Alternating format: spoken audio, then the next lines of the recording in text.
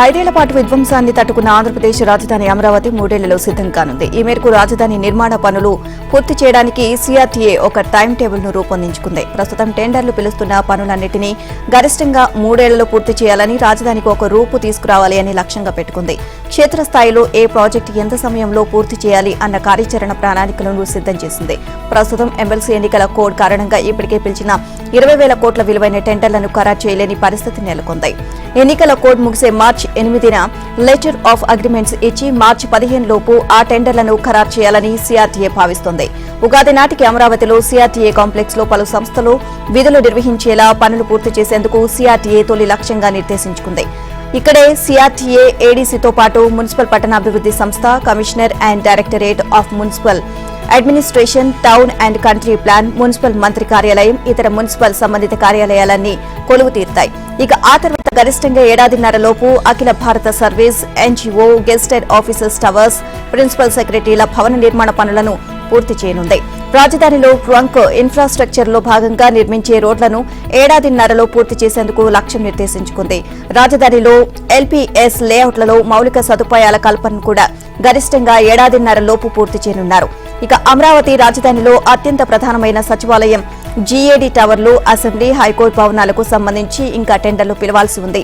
ఈ ఐకానిక్ బిల్డింగ్లను గరిష్టంగా 2.5 ఏళ్లలో నిర్దేశించాలి అని లక్ష్యంగా నిర్దేశించుకున్నారు. ఇక ఎమ్మెల్సీ ఎన్నికల కోడ్ ముగియగానే అమరావతిలో కేంద్ర సంస్థలకు భూ కేటాయింపుల ప్రక్రియను పూర్తి చేసి పనులకు గ్రీన్ సిగ్నల్ ఇవ్వాలని సిఆర్టీఏ నిర్ణయించింది. వైసీపీ ప్రభుత్వ హయాంలో ముఖ్యమంత్రి చంద్రబాబుతో సహా మరికొందరిపై నమోదైన కేసుల విచారణను సీబీఐ, ఈటీలకు అప్పగించేలా ఆదేశాలు ఇవ్వాలి అంటూ దాఖలైన పిల్ బుధవారం హైకోర్టులో విచారణకు వచ్చింది. దీనిపై ధర్మాసనం స్పందిస్తూ ఇదే వ్యవహారంపై సుప్రీంకోర్టులో స్పెషల్ లీవ్ పిటిషన్ దాఖలైనట్లు తాము పత్రికల్లో చదివామని, సుప్రీంకోర్టు ఏ విధమైన ఉత్తర్వులు ఇచ్చింది అని ఆరా తీసింది. అడ్వకేట్ జనరల్ దమ్మలపాటి శ్రీనివాస్ స్పందిస్తూ ఎస్ఎల్పీని సుప్రీంకోర్టు కొట్టివేసిందని, ప్రస్తుత పిటిషనర్ కూడా ఆ ఎస్ఎల్పీలో జోక్యం చేసుకున్నట్లు వివరించారు. పిటిషనర్ ధర్మాసనం ముందు వాస్తవాలు చెప్పకపోవడం సరికాదు అని అన్నారు. ఇక ఎస్ఎల్పీలో ఇంటర్వ్యూన్ అవుతూ పిటిషనర్ వేసిన అప్లికేషన్ వివరాలు కోర్టు ముందు ఉంచుతామని అన్నారు. ఈ వివరాలను పరిగణలోకి తీసుకున్న ధర్మాసనం ఎస్ఎల్పీలో సుప్రీంకోర్టు జారీ చేసిన ఉత్తర్వులను తమ ముందు ఉంచాలి అని ఏజీకి సూచిస్తూ విచారణను 2 నెలలకు వాయిదా వేసింది. రాష్ట్ర ప్రభుత్వం వేసిన కౌంటర్పై రిప్లై వేసేందుకు పిటిషనర్ కు అనుమతి ఇచ్చింది. ఈ మేరకు హైకోర్టు ప్రధాన న్యాయమూర్తి జస్టిస్ ధీరజ్ సింగ్ ఠాగూర్, జస్టిస్ చీమలపాటి రవితో కూడిన ధర్మాసనం బుధవారం ఉత్తర్వులు ఇచ్చింది. కర్నూలులో హైకోర్టు శాశ్వత బెంచ్ ఏర్పాటు చేయాలన్న ప్రభుత్వ నిర్ణయాన్ని సవాల్ చేస్తూ దాఖలైన పిల్పై విచారణను హైకోర్టు వచ్చే వారానికి వాయిదా వేసింది. బెంచ్ల ఏర్పాటు విషయంలో సుప్రీంకోర్టు 2000లో ఇచ్చిన తీర్పును పరిశీలించాల్సి ఉంది అని పేర్కొంది. ఈ మేరకు హైకోర్టు ప్రధాన న్యాయమూర్తి జస్టిస్ ధీరజ్ సింగ్ ఠాగూర్, జస్టిస్ చీమలపాటి రవితో కూడిన ధర్మాసనం బుధవారం ఉత్తర్వులు ఇచ్చింది. న్యాయవాది తాండవ యోగేష్ బదులిస్తూ సుప్రీంకోర్టు తీర్పుతో పాటు రాజధాని అమరావతి విషయంలో హైకోర్టు విస్తృత ధర్మాసనం ఇచ్చిన తీర్పును పరిశీలించాలి అని అభ్యర్థించారు. ఈ తీర్పు ప్రకారం హైకోర్టును విభజించి మరో ప్రాంతంలో బెంచ్ను ఏర్పాటు చేసే అధికారం రాష్ట్ర ప్రభుత్వానికి లేదు అన్నారు. ఈ వివరాలు పరిగణలోకి తీసుకున్న ధర్మాసనం విచారణను వచ్చే వారానికి వాయిదా వేసింది. న్యాయవాది కాని వ్యక్తికి భారీగా నగదు చెల్లించిన వ్యవహారంలో సిఐడి అదనపు మాజీ డీజీపీ సునీల్ కుమార్ పై న్యాయ విచారణ కోరుతూ ఏసీబీకి లేఖ రాయనున్నట్లు డిప్యూటీ సీఎం రఘురామకృష్ణంరాజు వెల్లడించారు. కస్టోడియల్ టార్చర్ కేసులో వాంగ్మూలం ఇచ్చేందుకు బుధవారం ఆయన గుంటూరులోని 5వ జూనియర్ సివిల్ జడ్జి కోర్టుకు వచ్చారు. న్యాయమూర్తి కె లత 164 సిఆర్పీసీ కింద ఆయన వాంగ్మూలం నమోదు చేశారు. తులసీబాబు హైకోర్టులోనూ, విజయపాల్ కింది కోర్టులోనూ దాఖలు చేసుకున్న బెయిల్ పిటిషన్ విచారణకు వచ్చిన సందర్భంలో కొత్త విషయాలు వెలుగులోకి వచ్చాయి. సునీల్ కుమార్, తులసీబాబుకు మధ్య ఉన్న అనుబంధం బయటపడిందని, సునీల్ కుమార్ ప్రోద్బలంతో సిఐడి కేసులో న్యాయ సలహాదారుగా 2021 మేలో తులసీబాబును నియమించారని రఘురామ చెప్పారు. అప్పటికి తులసీబాబు న్యాయవాది కానప్పటికీ తనపై కస్టోడియల్ టార్చర్ జరిగిన తరువాత 2021 అక్టోబర్లో గాని ఆయన బార్ అసోసియేషన్ లో ఎన్రోల్ చేయించుకోలేదు అన్నారు. హైకోర్టులో ట్రయల్ నడపడం కోసమే తులసీబాబును తీసుకున్నామని ఆయన నియామక ఉత్తర్వుల్లో పేర్కొన్నారని రఘురామ చెప్పారు. కానీ సిఐడి కేసులో హైకోర్టులో ట్రయల్ జరగదని, కింది కోర్టులో అంటే జిల్లా కోర్టులో గాని ట్రయల్ కోర్టులో మాత్రమే జరుగుతుంది అన్నారు. అయినా తులసీబాబుకు గత జగన్ ప్రభుత్వం ₹1 కోటి చెల్లించింది అన్నారు. న్యాయవాది కాని వ్యక్తిని న్యాయ సలహాదారుగా పెట్టుకోవడం తప్పని, అది అవినీతి కిందకే వస్తుంది అని రఘురామ తెలియజేశారు. దీనిపై విచారణ జరపాలి అని ఏసీబీకి లేఖ రాయబోతున్నాను అని తెలియజేశారు. సునీల్ కుమార్ అవినీతిపై ఏసీపీ విచారణ కూడా మొదలైందని, ఆంధ్రజ్యోతిలో చదివానని, అయినా ఆయన్ను ఎందుకు సస్పెండ్ చేయడం లేదో తెలియడం లేదు అన్నారు. సునీల్ కుమార్ కు ఎటువంటి బాధ్యతలు ఇవ్వకుండా ఖాళీగా కూర్చోబెట్టి జీతమిస్తున్నారని రఘురామ విమర్శించారు. ఆయన దుబాయ్, అమెరికాల్లో తిరుగుతూ తన వ్యాపారాలు చక్కబెట్టుకుంటున్నారని, కనీసం కార్యాలయానికి వచ్చి సంతకం చేయమన్నా చేయడం లేదు అని అన్నారు రఘురామ. అయినా ప్రభుత్వం చూసి చూడనట్లు వ్యవహరిస్తోంది అనే ఆగ్రహాన్ని వ్యక్తం చేశారు. ఐపీఎస్ అధికారి అయి ఉండి సునీల్ కుమార్ అసోసియేషన్ పెట్టడం పెద్ద తప్పు అని రఘురామ అన్నారు. వర్గీకరణపై సుప్రీంకోర్టు ఇచ్చిన తీర్పుకు వ్యతిరేకంగా సభ పెడతానని సర్వీసులో ఉన్న ఒక అధికారిగా సునీల్ కుమార్ ప్రకటించడం ఏమిటి అని రఘురామ కృష్ణరాజు ప్రశ్నించారు. ఏపీలో నాటుకోళ్లు, లేయర్స్, బ్రాయిలర్స్ కలిపి మొత్తంగా 10,78,63,152 కోళ్లున్నాయని మంత్రి అచ్చెన్నాయుడు వెల్లడించారు. రాష్ట్రంలో ప్రబలుతున్న బర్డ్ ఫ్లూపై ముఖ్యమంత్రితో సమీక్ష అనంతరం వైరస్ తీవ్రతను వివరించారు. రెడ్ జోన్లు ప్రకటించిన ప్రాంతాల మినహా మిగిలిన చోట్ల కోళ్లను, గుడ్లను ప్రజలు తినొచ్చు అని, 70 డిగ్రీల సెంటీగ్రేడ్ దాటితే బర్డ్ ఫ్లూ వైరస్ చనిపోతుంది అని వెల్లడించారు. వండుకొని మాంసం, కోడిగుడ్లు తింటే ఎలాంటి వైరస్ సోకదు అని మంత్రి స్పష్టం చేశారు. రాష్ట్ర వ్యాప్తంగా 2,32,53,000 నాటుకోళ్లుంటే లేయర్స్, బ్రాయిలర్స్ కలిపి 8,46,09,000 ఉన్నాయని, వీటిలో కేవలం 5,42,000 కోళ్లు మాత్రమే చనిపోయాయి అని మంత్రి అచ్చెన్నాయుడు తెలియజేశారు. ఈ మధ్య కాలంలో ఏలూరు జిల్లా బాదంపూడిలో 2.2 లక్షల కోళ్లు, పశ్చిమ గోదావరి జిల్లా వేల్పూర్లో 2.5 లక్షల కోళ్లు చనిపోయినట్లు మంత్రి వెల్లడించారు. ఎన్టీఆర్ జిల్లా గంపగూడెంలో 7,000 కోళ్లు చనిపోయినట్లు తాజాగా రిపోర్ట్ వచ్చిందని, కానూరులో మరో 65,000 కోళ్లకు వైరస్ సోకింది అని పేర్కొన్నారు. ఇలా వైరస్ సోకిన చోట్ల రెడ్ జోన్లను ప్రకటించి చుట్టుపక్కల 10 కిలోమీటర్ల వరకు కోడి మాంసం దుకాణాలు లేకుండా చర్యలు తీసుకుంటున్నామని అన్నారు. చనిపోయిన కోళ్ల శాంపిల్స్ ను మధ్యప్రదేశ్ భోపాల్లోని ల్యాబ్కు పంపించామని అన్నారు. సమగ్ర సామాజిక, ఆర్థిక, విద్యా, ఉపాధి, రాజకీయ, కుల సర్వే విషయంలో ప్రభుత్వం మరో కీలక నిర్ణయం తీసుకుంది. ఇదివరకు నిర్వహించిన సర్వేలో మిగిలిపోయిన 3.1% కుటుంబాల కోసం మరోమారు సర్వే చేపట్టాలని నిర్ణయించింది. ఈ నెల 16 నుంచి 28 వరకు ఈ సర్వేను చేపట్టనుంది. సర్వే పూర్తయిన తర్వాత బీసీ రిజర్వేషన్ల బిల్లును అసెంబ్లీలో ప్రవేశపెట్టి ఆమోదం పొందనుంది. దీనికి ముందు కేబినెట్ ఆమోదం కూడా తీసుకునుంది. ఈ బిల్లు ఆమోదం కోసం మార్చి మొదటి వారంలో శాసనసభ ప్రత్యేక సమావేశాన్ని నిర్వహించనుంది. అసెంబ్లీలో బిల్లు ఆమోదం తర్వాత బీసీలకు విద్య, ఉద్యోగ, రాజకీయాల్లో 42% రిజర్వేషన్లను అమలు చేస్తామని ప్రభుత్వం ప్రకటించింది. అదే బిల్లును కేంద్ర ప్రభుత్వానికి పంపించి పార్లమెంట్లో ప్రవేశపెట్టేలా ఒత్తిడి తేవాలి అని నిర్ణయించింది. ఇందుకు ప్రధానమంత్రి నరేంద్ర మోదీని కలిసి విజ్ఞప్తి చేయనుంది. ఇక కేంద్రంలోని ఇతర రాజకీయ పార్టీలు రాష్ట్ర అసెంబ్లీలోని పార్టీల మద్దతును కూడగట్టుకునుంది. ఇక బిల్లుకు చట్టబద్దత కల్పించాలి అన్న దృఢ నిశ్చయంతో ఉన్నామని, మార్చి మొదటి వారంలో ఇంటింటి సర్వే వివరాలను సంపూర్ణంగా ప్రకటిస్తామని తెలిపింది. బుధవారం ఉదయం స్థానిక సంస్థల ఎన్నికలపై కమాండ్ కంట్రోల్ సెంటర్లో సీఎం రేవంత్ రెడ్డి సుదీర్ఘ సమీక్ష నిర్వహించారు. ఈ సందర్భంగా బీసీ రిజర్వేషన్లు, స్థానిక సంస్థల ఎన్నికల నిర్వహణ, బీసీ బిల్లును అసెంబ్లీలో ఆమోదింపచేసుకోవడం, పార్లమెంటుకు బిల్లును పంపడం వంటి పలు అంశాలపై చర్చించారు. సీఎం రేవంత్ రెడ్డి మాట్లాడుతూ రాష్ట్రంలో కొత్త గ్రామ పంచాయతీలు ఏర్పడినందున ఆయా చోట్ల బీసీలకు ఏవైనా రిజర్వేషన్లు పెరిగాయా అని అధికారులను అడిగారు. ఇక అయితే హైదరాబాద్ చుట్టుపక్కల ఉన్న గ్రామాలు మున్సిపాలిటీలో విలీనం కావడంతో బీసీలకు కేటాయించిన పంచాయతీల సంఖ్య పెరగలేదు అని వారు బదులిచ్చారు. ఉమ్మడి రాష్ట్రంలో బీసీలకు ఎక్కువ శాతం రిజర్వేషన్లు ఎలా ఇవ్వగలిగారు అని సీఎం ప్రశ్నించగా, ఉమ్మడి రాష్ట్రంలో చివరి స్థానిక సంస్థ ఎన్నికల నోటిఫికేషన్ ఇచ్చే నాటికి రిజర్వేషన్లు 50% మించకూడదు అన్న సుప్రీంకోర్టు ఆదేశాలు అమల్లో లేవని తెలిపారు. ఈ సమావేశంలో డిప్యూటీ సీఎం పట్టి విక్రమార్క, మంత్రులు ఉత్తమ్ కుమార్ రెడ్డి, పొంగులేటి శ్రీనివాసరెడ్డి, సీతక్క, పొన్నం ప్రభాకర్, ఉన్నతాధికారులు పాల్గొన్నారు. కులగణన సర్వే, ఎస్సీ వర్గీకరణపై కాంగ్రెస్ నేతలకు అవగాహన కోసం రేపు గాంధీభవన్లోని ప్రకాశం హాల్లో పవర్ పాయింట్ ప్రెజెంటేషన్ ఇవ్వనున్నారు. మంత్రి ఉత్తమ్ నేతృత్వంలోని మంత్రివర్గ ఉపసంఘం ఈ ప్రెజెంటేషన్ ఇవ్వనుంది. టీపీసీసీ అధ్యక్షుడు మహేష్ కుమార్ గౌడ్ ఆధ్వర్యంలో జరిగే ఈ కార్యక్రమంలో సీఎం రేవంత్, డిప్యూటీ సీఎం పట్టి, పార్టీ రాష్ట్ర వ్యవహారాల ఇన్ఛార్జ్ దీపాదాస్ మున్షి, ఎంపీలు, ఎమ్మెల్యేలు, ఆఫీస్ బేరర్లు, ముఖ్య నాయకులు పాల్గొననున్నారు. ఇక బీసీల చిరకాల వాంఛ అయిన 42% రిజర్వేషన్లు కల్పించడమే తమ ముందున్న లక్ష్యమని డిప్యూటీ సీఎం తెలియజేశారు.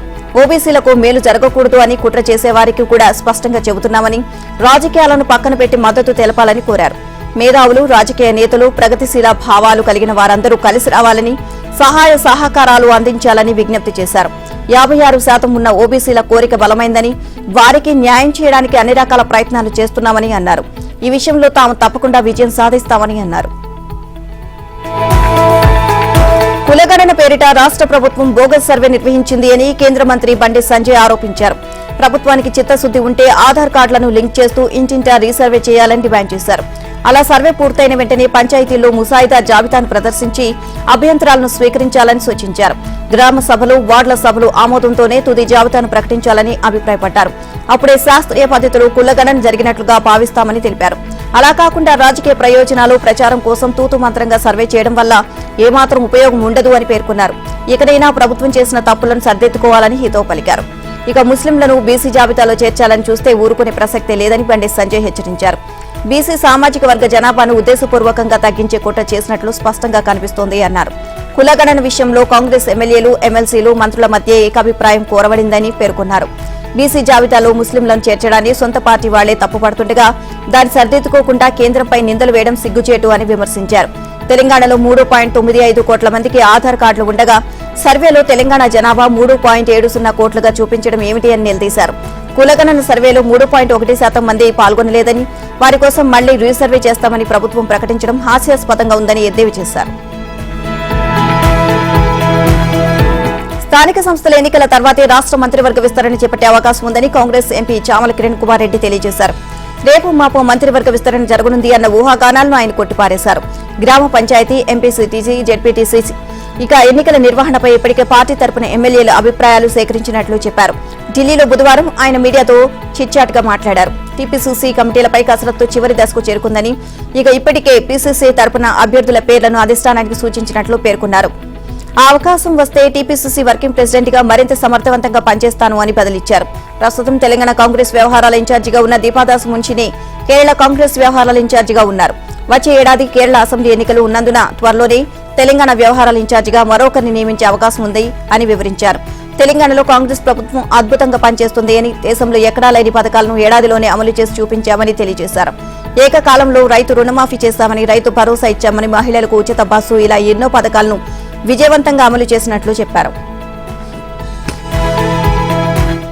రాష్ట్ర సచివాలయంలో త్రుటిలో ప్రమాదం తప్పింది. సచివాలయం దక్షిణ భాగం వైపు పోర్టికో 5వ అంతస్తుపై మోడల్ కోసం అమర్చిన రైలింగ్ పెచ్చులు ఊడి కింద పడ్డాయి. ఇక అవి అక్కడే నిలిపి ఉంచిన రామగుండం వ్యవసాయ మార్కెట్ కమిటీ చైర్మన్ గడ్డం తిరుపతి కారుపై పడడంతో కొంతమేర దెబ్బతింది. ఆ సమయంలో అక్కడ ఎవరూ లేకపోవడంతో పెను ప్రమాదం తప్పినట్లయింది. డిజైన్ కోసం అమర్చిన జీఆర్సీ ఫ్రేమ్లు ఊడిపడ్డాయి. అయితే పలు అవసరాల నిమిత్తం వివిధ కేబుళ్లు, లైటింగ్ పనులు నిర్వహిస్తూ ఉంటారని, అందుకు డ్రిల్లింగ్ కూడా చేస్తున్నారని, ఆ కారణంగానే జీఆర్సీ ఫ్రేమ్ దెబ్బతిని ఊడిపడి ఉంటుంది అని నిర్మాణ సంస్థ ఓ ప్రకటనలో పేర్కొంది అంటూ సామాజిక మాధ్యమాల్లో ప్రచారం జరిగింది. అది నిర్మాణ లోపం కాదని, కింద పడిన పెచ్చులు కాంక్రీట్వి కాదని సదరు సంస్థ తెలియజేసింది. నిర్మాణం పూర్తయి 2 ఏళ్లు అవుతుందని, ఎలాంటి నాణ్యత లోపం లేదని ఘటనపై సమీక్ష చేస్తున్నట్లు సంస్థ ప్రకటించింది అని సమాచారం. స్థానిక సంస్థల ఎన్నికల్లో ఏకగ్రీవాలకు తెలంగాణ ఎన్నికల కమిషన్ చెల్లుచీటి పాడనుంది. నామినేషన్ల ఉపసంహరణ తర్వాత ఒక అభ్యర్థి బరిలో ఉన్నా సరే ఎన్నిక నిర్వహించనుంది. అందులో సింగిల్ అభ్యర్థి నోటాతో పోటీ పడాల్సి ఉంటుంది. ఈ మేరకు ఎన్నికల నియమావళిని మార్చేందుకు కసరత్తు చేస్తున్న రాష్ట్ర ఎన్నికల కమిషన్ బుధవారం ప్రధాన రాజకీయ పార్టీల ప్రతినిధులతో భేటీ అయింది. సింగిల్ అభ్యర్థి కంటే నోటాకే ఎక్కువ ఓట్లు వస్తే ఏం చేయాలి అన్న అంశంపై వారి అభిప్రాయాలను సేకరించింది. తెలంగాణ ఎన్నికల కమిషన్ రాణి కుముదిని మాట్లాడుతూ స్థానిక ఎన్నికల్లోనూ నోటా ఆప్షన్ను అందుబాటులో ఉంచాలి అని 2013లో సుప్రీంకోర్టు ఆదేశించింది అని గుర్తు చేశారు. దీనికి అనుగుణంగా 2016లో ఖమ్మం కార్పొరేషన్, అచ్చంపేట, సిద్దిపేట మున్సిపాలిటీల ఎన్నికల్లో తొలిసారి నోటాను అమలు చేశామని అన్నారు. తెలంగాణ పంచాయతీరాజ్ చట్టం 2018, తెలంగాణ మున్సిపాలిటీల చట్టం 2019లో పేర్కొన్న ఎన్నికల నియమావళిని అనుసరించి జరిగిన తొలి సార్వత్రిక పంచాయతీ, మున్సిపాలిటీ ఎన్నికల్లో నోటాను అమలు చేసినట్లు తెలియజేశారు.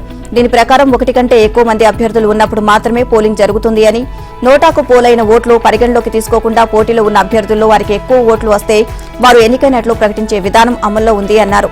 నామినేషన్ల ఉపసంహరణ గడువు ముగిసిన తర్వాత ఒకే అభ్యర్థి బరిలో ఉంటే ఏకగ్రీవంగా ఎన్నికైనట్లు ప్రకటిస్తున్నామని అన్నారు. అయితే అభ్యర్థి ఒకరే ఉన్నప్పుడు సుప్రీంకోర్టు ఉత్తర్వు అమలు కావడం లేదు అన్న ఫిర్యాదుల నేపథ్యంలో ప్రత్యామ్నాయ ప్రతిపాదనను సిద్ధం చేసినట్లు తెలియజేశారు. బరిలో ఒక్క అభ్యర్థే ఉన్నా బ్యాలెట్లో నోటాను జత చేసి ఎన్నిక నిర్వహించడం, ఆ ఎన్నికలో నోటాకు ఎక్కువ ఓట్లు పోలైతే రీ ఎలక్షన్ పెట్టేలా వద్దా అనే అంశాలపై అభిప్రాయాలు చెప్పాలని కోరారు. ములుగు జిల్లా తాడ్వాయి మండలం మేడారంలో వనదేవతలు సమ్మక్క సారలమ్మల మినీ జాతర వైభవంగా జరుగుతుంది. 4 రోజుల పాటు జరిగే ఈ వేడుకలో భాగంగా తొలి రోజు ప్రధాన ఘట్టంగా మండం మెలిగే కార్యక్రమాన్ని పూజారులు నిర్వహించారు. తెల్లవారుజామున గంగా స్నానాలు ఆచరించారు. అనంతరం మేడారంలో సమ్మక్క మందిరం, కన్నేపల్లిలోని సారలమ్మల మందిరాన్ని మహిళలు శుద్ధి చేసి తల్లుల ఆదిస్థానాలను అలుకు పూతలు చేసి ముగ్గులు వేశారు. వనదేవతల అంతర్గత మందిరాల్లో సమ్మక్కకు సిద్ధబోయిన వంశీయులు, సారలమ్మకు కాక వంశీయులు ప్రత్యేక పూజలు నిర్వహించారు. అదేవిధంగా గ్రామంలోని దేవతలను పూజించారు. దీప ధూప నైవేద్యాలను సమర్పించి మొక్కులు చెల్లించుకున్నారు. డోలు వాయిద్యాల నడుమ గ్రామానికి 4 వైపులా ద్వారస్తంభాలు ఏర్పాటు చేసి దిష్టి తోరణాలు కట్టారు. ఈ క్రమంలో వనదేవతల గుడుల్లో మహిళలు మొక్కులు చెల్లించుకున్నారు. ఖమ్మం జిల్లా సత్తుపల్లి పట్టణంలోని బీజేపీ కార్యాలయం వద్ద ఉద్రిక్తత నెలకొంది. రైతులు ప్రశ్నిస్తారని రాహుల్ గాంధీ వరంగల్ పర్యటన రద్దు చేస్తున్నాడని బీజేపీకి చెందిన ఓ నాయకుడు ఫేస్బుక్ లో పోస్ట్ పెట్టడంతో ఆగ్రహానికి గురైన ఎన్ఎస్యుఐ కాంగ్రెస్ నాయకులు స్థానిక బీజేపీ కార్యాలయం వద్దకు చేరుకుని ఆందోళన చేపట్టారు. దీంతో బీజేపీ కాంగ్రెస్ నాయకుల మధ్య ఘర్షణ చోటు చేసుకుంది. ఒకరిపై ఒకరు దుర్భాషలాడుకున్నారు.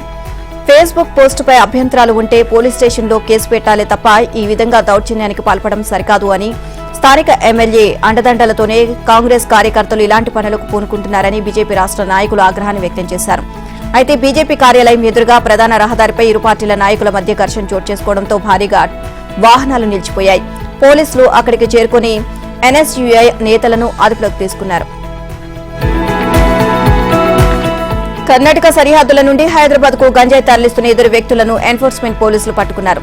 ద్విచక్ర వాహనంపై గంజాయి తరలిస్తుండగా వికారాబాద్ జిల్లా పరిగి శివార్లో వీరిని పోలీసులు అదుపులోకి తీసుకున్నారు. వారి వద్ద నుంచి 3.25 కిలోల ఎండు గంజాయితో పాటు వాహనాన్ని స్వాధీనం చేసుకున్నారు.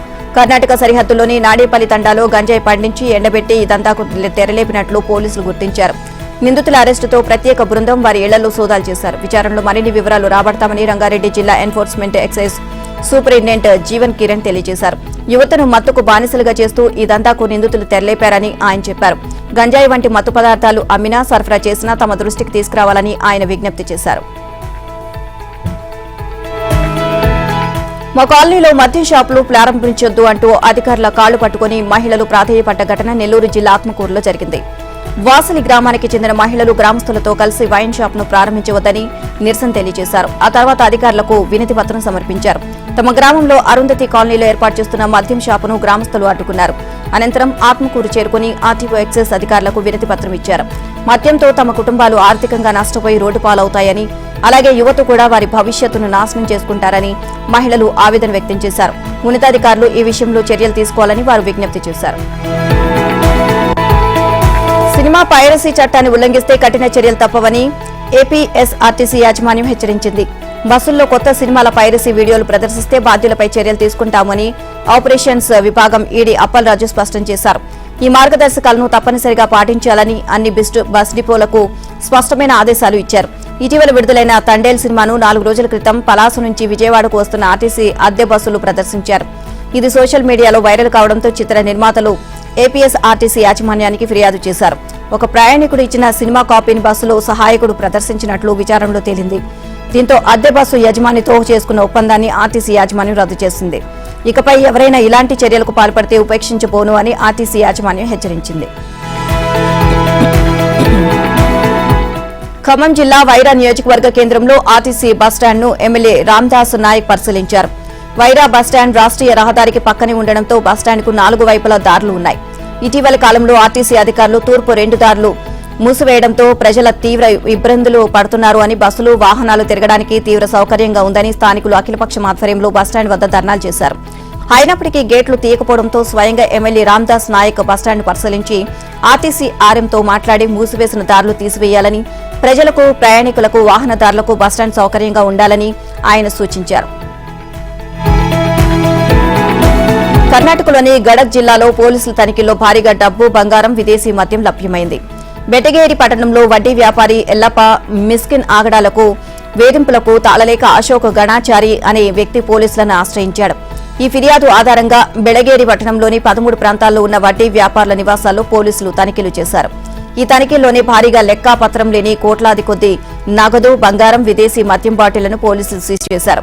మైక్రో ఫైనాన్స్ పేరుతో అవసరానికి అప్పు అడిగిన వాళ్లను పీల్చి పిప్పి చేస్తున్న ఎల్లప్ప మస్కిన్తో పాటు మరో 6 వడ్డీ వ్యాపారులను అరెస్టు చేశారు. ఈ సోదాలో 4,90,98,000 రూపాయల ట్రంకు పెట్టెల్లో ఉన్న డబ్బును, 992 గ్రాముల బంగారం, 65 లీటర్ల లిక్కర్ బాటిళ్లను పోలీసులు సీజ్ చేశారు. వడ్డీ వ్యాపారుల ఆగడాలకు అంతే లేకుండా పోతుంది.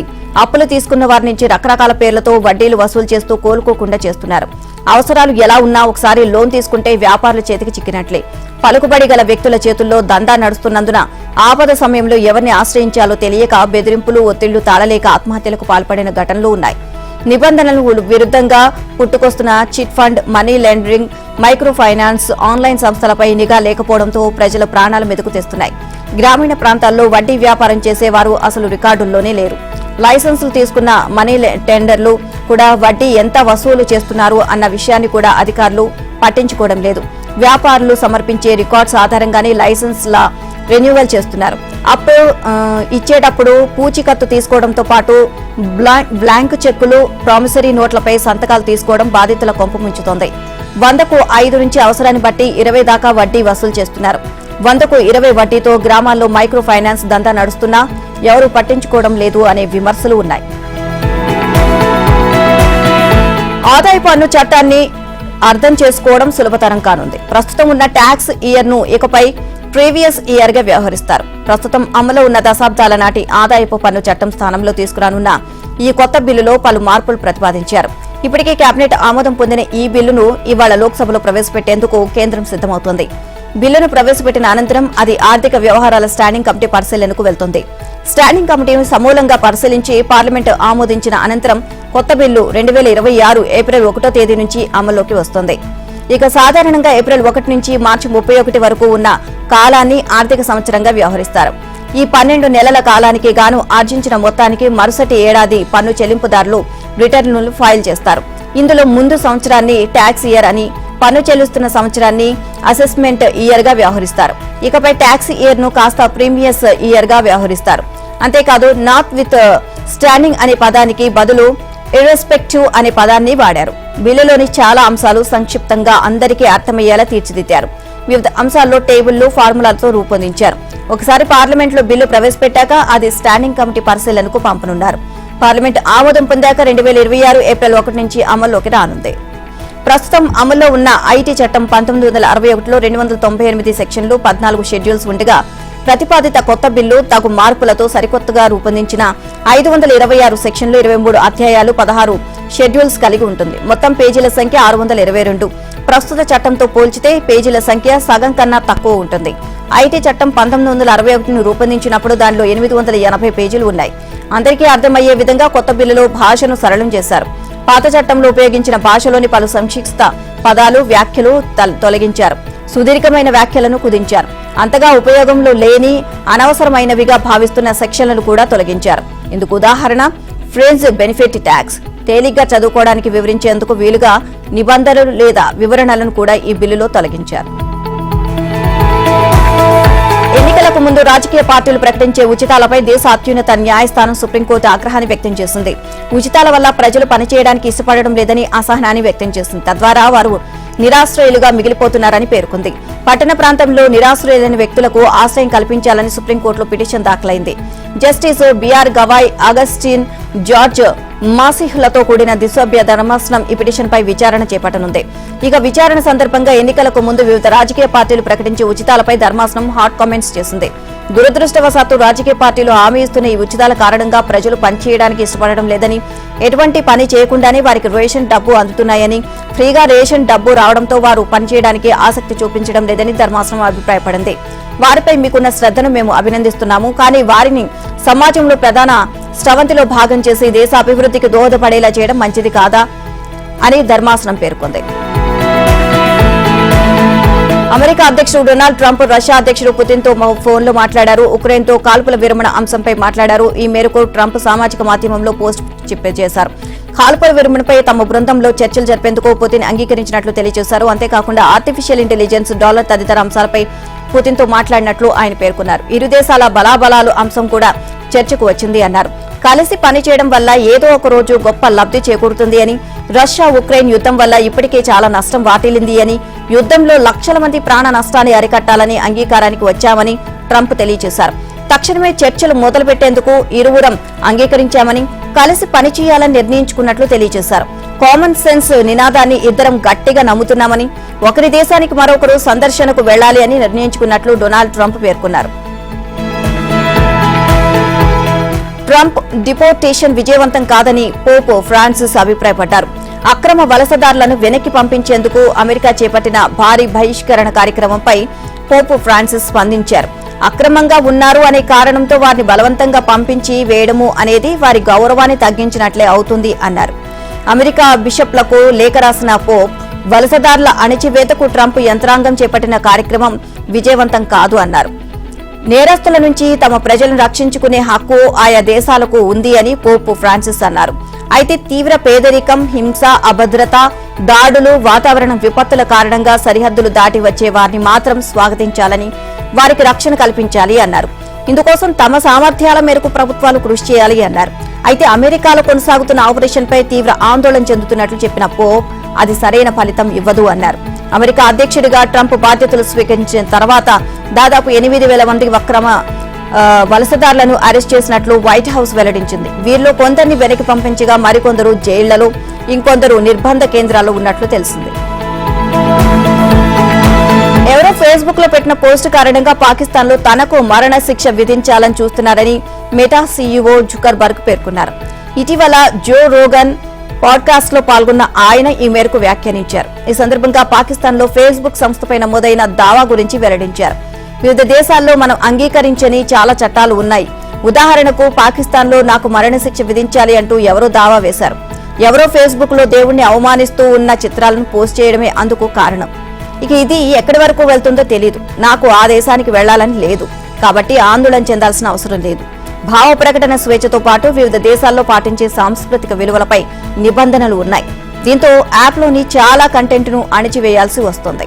ఆయా దేశాల ప్రభుత్వాలు సైతం మమ్మల్ని జైల్లో పడేసేంత శక్తివంతంగా ఆ నిబంధనలు ఉంటాయి.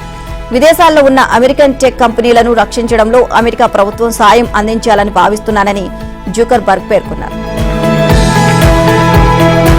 ఇంగ్లాండ్తో జరిగిన 3వ వన్డేలో టీమిండియా 142 పరుగుల తేడాతో ఘన విజయం సాధించింది. శుభ్మన్ గిల్ 102 బంతుల్లో 14 ఫోర్లు, 3 సిక్స్లతో 112 పరుగులతో సెంచరీతో చెలరేగాడు. ఇక బుధవారం ఏకపక్షంగా సాగిన 3వ ఆఖరి వన్డేలో భారత్ 142 పరుగుల తేడాతో ఇంగ్లాండ్ చిత్తు చేసింది. మొదట భారత్ 50 ఓవర్లో 356 పరుగులకు ఆలౌట్ అయింది. కోహ్లీ 55 బంతుల్లో 7 ఫోర్లు, 6 తో 52 పరుగులు, శ్రేయాస్ అయ్యర్ 64 బంతుల్లో 8 ఫోర్లు, 2 సిక్స్లతో 78 పరుగులు, రాహుల్ 40 పరుగులతో రాణించారు. రషీద్ 4, మార్క్ ఓడ్ 2 వికెట్లు పడగొట్టాడు. ఛేదన్లో ఇంగ్లాండ్ 34.2 ఓవర్లో 214 పరుగులకు కుప్పకూలింది. ఇక ఆట్కిన్సన్ 38, బ్యాంటన్ 38 టాప్ స్కోర్లర్గా నిలిచారు. అక్షర్, హర్షదీప్, హర్షిత్, హార్దిక్ తలో 2 వికెట్లు దక్కించుకున్నారు. ఇక ఛాంపియన్స్ ట్రోఫీకి ముందు రోహిత్, కోహ్లీ టచ్లోకి రాగా తన ఎంపికను ప్రశ్నిస్తున్న వారికి Gill player of the match, player of the series తో సమాధానమిచ్చారు.